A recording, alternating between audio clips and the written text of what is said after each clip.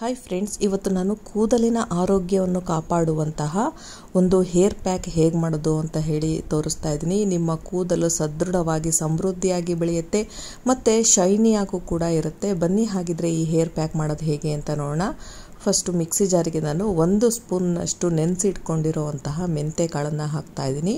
Next ಇದಕ್ಕೆ ಕರಿಬೇವಿನ ಎಲೆಗಳನ್ನು ಹಾಕ್ಕೊಳ್ತಾ ಇದ್ದೀನಿ. ನೆಕ್ಸ್ಟ್ ಒಂದೆರಡು ದಾಸವಾಳನ ಹಾಕ್ಕೊಳ್ತಾ ಇದ್ದೀನಿ.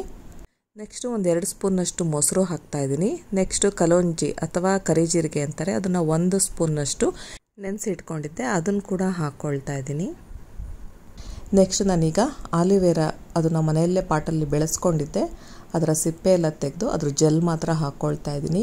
ಇದಿಷ್ಟು ಕಾಂಬಿನೇಷನ್ನು ನಿಮ್ಮ ಹೇರ್ನ ಗ್ರೋತಿಗೆ ತುಂಬಾ ಸಹಾಯ ಮಾಡುತ್ತೆ.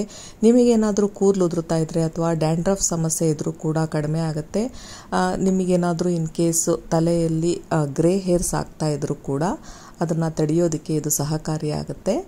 ಖಂಡಿತವಾಗ್ಲೂ ಈ ಹೇರ್ ಪ್ಯಾಕ್ನ ಮಾಡಿ, ತುಂಬ ಸಾಫ್ಟಾಗಿ ಆಗುತ್ತೆ ನಿಮ್ಮ ಹೇರ್ಸು, ಜೊತೆಗೆ ಶೈನಿಯಾಗಿ ಕೂಡ ಇರುತ್ತೆ ಮತ್ತು ಹೇರ್ ಫಾಲ್ ಕೂಡ ಕಂಟ್ರೋಲ್ ಆಗುತ್ತೆ.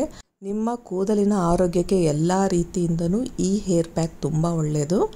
ನೀವು ವಾರಕ್ಕೆ 1 ಸಲ ಮಾಡಿದ್ರೆ ಸಾಕು, ನಿಮಗೆ ರಿಸಲ್ಟ್ ಚೆನ್ನಾಗಿ ಗೊತ್ತಾಗುತ್ತೆ. ಈಗ ಇದನ್ನು ರುಬ್ಕೊಂಡಿದ್ದೀನಿ. ಈಗ ಇದನ್ನು ಒಂದು ಬೌಲಿಗೆ ಹಾಕ್ಕೊಳ್ತಾ ಇದ್ದೀನಿ. ಈಗ ಕೆಮಿಕಲ್ ಫ್ರೀ ಆದಂತಹ ಹೇರ್ ಪ್ಯಾಕ್ ಮನೆಯಲ್ಲೇ ರೆಡಿಯಾಗಿದೆ. ಇದನ್ನು ನೀವು ವಾರಕ್ಕೆ 1 ಸಲ ಅಥವಾ 2 ಸಲ ಹಚ್ಬೋದು. ನೋಡ್ತಾ ಇರ್ಬೋದು ಎಷ್ಟು ಚೆನ್ನಾಗಿ ಜೆಲ್ ಫಾರ್ಮಲ್ಲಿ ಇದು ರೆಡಿಯಾಗಿದೆ ಅಂತ. ಈಗ ಇದನ್ನು ನಾನು ಫಸ್ಟು ಬುಡಕ್ಕೆಲ್ಲ ಹಚ್ಕೊಂಡು ಆಮೇಲೆ ಕೂದಲಿಗೆ ಕೂಡ ಹಚ್ಕೊಳ್ತೀನಿ. ಈ ಹೇರ್ ಪ್ಯಾಕ್ನ ನೀವು ವಾರಕ್ಕೊಮ್ಮೆ ಅಥವಾ ಟೈಮ್ ಇದ್ದರೆ 2 ಸಲ ಕೂಡ ಹಚ್ಕೊಳ್ಬೋದು, ಅಥವಾ 1 ಡೇ ಬಿಟ್ಟು 1 ಡೇ ಆ ಥರ ಕೂಡ ಹಚ್ಕೊಳ್ಬೋದು. ಇದರಿಂದ ಯಾವುದೇ ರೀತಿ ಸೈಡ್ ಎಫೆಕ್ಟ್ ಆಗೋದಿಲ್ಲ. ಬದಲಿಗೆ ನಿಮಗೆ ಕೂದಲಿಗೆ ಒಳ್ಳೆ ಒಂದು ಆರೋಗ್ಯನೇ ಕೊಡುತ್ತೆ ಅಂತಲೇ ಹೇಳ್ಬೋದು. ಈಗಷ್ಟೇ ನಿಮಗೆ ವೈಟ್ ಹೇರ್ಸ್ ಆಗೋದಕ್ಕೆ ಸ್ಟಾರ್ಟ್ ಆಗಿದೆ, ಅಥವಾ 1 ಅಥವಾ 2 ಈಗ ವೈಟ್ ಹೇರ್ಸ್ ಇದೆ ಅಂತ ಅಂದರೆ ಅದನ್ನು ಕಿತ್ಕೊಳ್ಳೋ ಬದಲಿಗೆ ಈ ಥರ ಹೇರ್ ಪ್ಯಾಕ್ ಎಲ್ಲ ಮಾಡಿಕೊಂಡು ಹಚ್ಕೊಳ್ಳೋದ್ರಿಂದ ವೈಟ್ ಹೇರ್ಸ್ ಜಾಸ್ತಿ ಆಗೋದನ್ನು ತಡಿಬಹುದು. ಮತ್ತು ನಿಮಗೇನಾದರೂ ತುಂಬ ಹೇರ್ ಫಾಲ್ ಆಗ್ತಾ ಇದೆ ಅಂದರೂ ಕೂಡ ಅಷ್ಟೇ ಇದನ್ನು ಹಚ್ಕೊಳ್ಳಿ.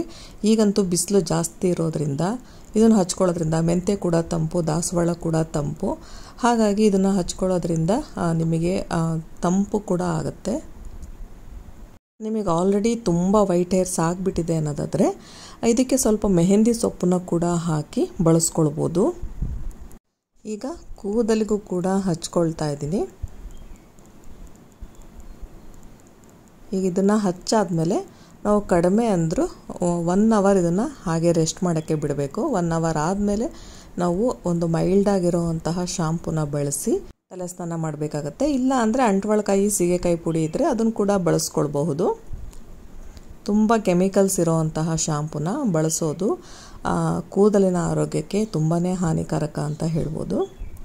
ಈಗ ಕಂಪ್ಲೀಟಾಗಿ ನಾನು ಹಚ್ಚಿ ಇಟ್ಕೊಂಡಿದ್ದೀನಿ. ಈಗ 1 ಅವರ್ ಬಿಡ್ತಾ ಇದ್ದೀನಿ ನಾನು ಇದನ್ನು. 1 ಅವರ್ ಬಿಟ್ಟು ಮೈಲ್ಡಾಗಿರೋವಂತಹ ಶಾಂಪೂಯಿಂದ ನಾನು ತಲೆ ಸ್ನಾನ ಮಾಡಿ ಬಂದಿದ್ದೀನಿ. ಈಗ ನೋಡ್ತಾ ಇರ್ಬೋದು ಶೈನಿಯಾಗಿ ನನ್ನ ಕೂದಲು ಕಾಣಿಸ್ತಾ ಇದೆ, ಜೊತೆಗೆ ಎಷ್ಟು ಸಾಫ್ಟಾಗಿ ಕಾಣಿಸ್ತಾ ಇದೆ ಅಂತ. ನೀವು ಕೂಡ ಒಮ್ಮೆ ಈ ಹೇರ್ ಪ್ಯಾಕ್ನ ಟ್ರೈ ಮಾಡಿ. ನಿಮಗೆಲ್ಲ ಈ ವಿಡಿಯೋ ಇಷ್ಟ ಆಯಿತು ಅಂದರೆ ಲೈಕ್ ಮಾಡಿ, ಶೇರ್ ಮಾಡಿ ಹಾಗೂ ಸಬ್ಸ್ಕ್ರೈಬ್ ಮಾಡಿ.